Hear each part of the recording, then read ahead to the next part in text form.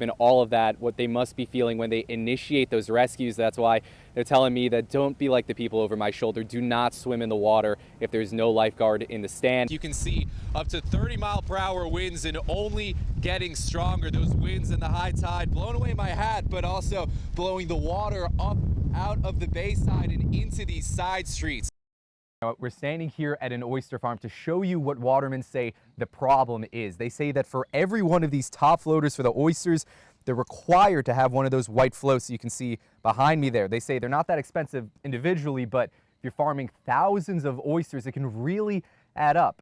Now, the amount of money that rate hike would generate, and even what the percentage of that rate hike is still part of an active negotiation between the city right now. But here in Maryland, you can get an assault rifle like the ones you see behind me, and all you need is just a simple background check. But say you want a handgun like these. Now, these have less ammo and even have a smaller caliber than those assault rifles. If a juvenile is involved in a violent crime, her bill would allow law enforcement to question that juvenile without a lawyer present in the room. It's something our own state's attorney says is a crucial source of information for cases that right now law enforcement simply do not have access to. Now, it's hard to believe that what you're looking at here on the ground is what actually remains of the third floor of a rental property. That entire floor and the attic and everything in it thrown across. Some houses spared, but for others, this is what their fate is looking like today. And I heard white noise, and then I'm waking up on the ground. My phone's at my feet, but my feet from my waist down, they're dead. Now, what you're looking at right now is the sidewalk where 25-year-old Christopher Ulrich Jr. was taking a walk when he was shot in the back by an unknown assailant right over my shoulder in an unmarked parked car. He didn't know the shooter. He says he was on FaceTime when it happened, and next thing he knew, all he saw was white. Unable to move, Chris says he dragged himself across the pavement to call 911 and his mother. He tells me he now knows he was struck in the hand and in his back, narrowly missing his spine, his lung filling up with blood. Now back from a lengthy hospital stay, he says he still passes that same spot daily, just feet from his home. I mean, I'm trying to better my life to the fullest. I'm trying to take advantage of this second chance that I got to be able to stand and walk on this earth again. Some days are better than others in recovery, Chris says, but it's the memories of the event that he struggles with the most, believing the shooting has left him with PTSD. It's been tough, man. I mean, just to walk down the street, feeling exposed. You're not bulletproof, man. I thought I was. I'm not. Chris tells us every day is a journey in his recovery, walking now with a cane and relying on machines that help him breathe with a punctured lung. He says he still considers himself lucky to be able to walk, even luckier that he's still alive. To be even glad to stand up is a miracle, but the fact that I'm here is more of a blessing than anything. I got to see another year. I got to see the faces of my family, just the smiles, the happy laughs, and everything. I mean, I get to experience it. In Dover, Rob Flaks, 47 ABC, WMDT. Making Maryland safer, more affordable, better for businesses, and a state that promotes public service. Those were the focuses of Governor Moore's State of the State address, where he says partnership will be the way to deliver on those goals. The state of our state, it is strong. Governor Wes Moore touted Maryland's job creation gains and crime drop while separating himself from his Republican predecessor. The executive and the legislature are working together again.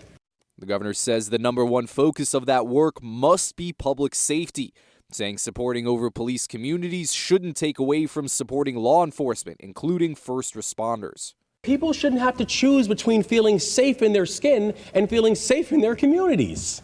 And as he toured the state, Governor Moore said he heard over and over about the affordability crisis for life's essentials. He says the state is responding by building more housing and cutting childcare costs.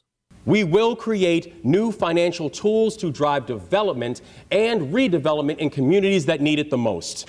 We will build new pathways to home ownership and wealth creation. Our proposed budget includes the single largest investment for funding of childcare in Maryland's history. As part of his remarks, the governor introducing a 3-year state plan while touting the successes that could be seen without any tax hikes. It's a first for Maryland in over a decade, and the Enough Act aims to ensure taxes are being spent in a way that follows the data and helps businesses. We will cut red tape so that Maryland is the friendliest state in the nation to start and build a business. I hear you, and we've heard you, and we're moving. Here in the waters of Rehoboth Bay, there's a potential for 35 million oysters to be farmed here every single year. But the problem for all of this water, there's just 8 people that are working in the oyster farms. Watermen tell me they need more people to get in, and those high startup costs are hurting them. In this Rehoboth Bay system, we've got 89 acres that farmers could be working. And today, Jesse, how many acres we got working? I'd say you're talking 10 acres at most. Meet oyster farmers Jesse Atkinson and Mark Casey, 2 of the few oyster farmers that work daily in the Rehoboth Bay, raising oysters from the size of a pebble to the size you might find when dining out. The restaurants want more oysters. They want more local oysters, more local product.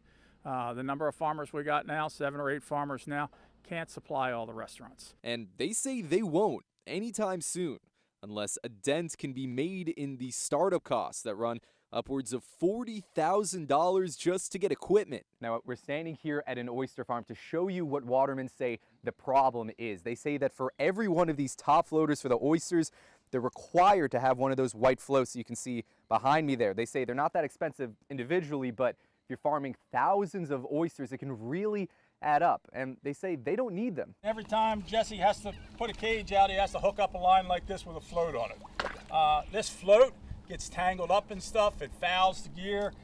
It's just extra work and cost for the farmer. It slows us down, and it really doesn't improve any boating safety. DNREC mandates the floats to alert boaters to the oyster farm, but farmers say they already have plastic poles and signage, making the floats a costly and ineffective extra, especially with just how many oysters farmers must plant each year. 100,000 per year after your 3rd year. You have to plant 100,000 oysters every year, and that takes a lot of equipment, that takes a lot of cages, it takes a lot of cost, and it creates a lot of work. Atkinson says for a one-man operation, it can be overwhelming to keep up with. Once the temperature gets right, the food's right in the water, those oysters just start growing and growing, and you gotta chase. You're always chasing that bag. Both hope DNREC will agree to set a lower minimum and get more farmers out in the bay. If we can get that oyster planting down 50, 20, 10,000, something smaller, somebody's got a chance to get in here. But it's not just about business. They say more oyster farms means clear water, and with it, more positive aquaculture impacts. When I first came out here, there was hardly anything that, a clam here or there that I see now. You can hear the fish busting the water back there because of all the grass shrimp that are in these. It's like a big reef. The turtles, the starfish, the stripers, everything that's coming around. I think that's the biggest loss, because it's incredible if you come out here and you just watch, because we're feeding them. It's like a smorgasbord for them. They say if regulations don't change, that fragile recovery and burgeoning local industry could be shattered. In Rehoboth Bay, Rob Flaks, 47 ABC, WMDT.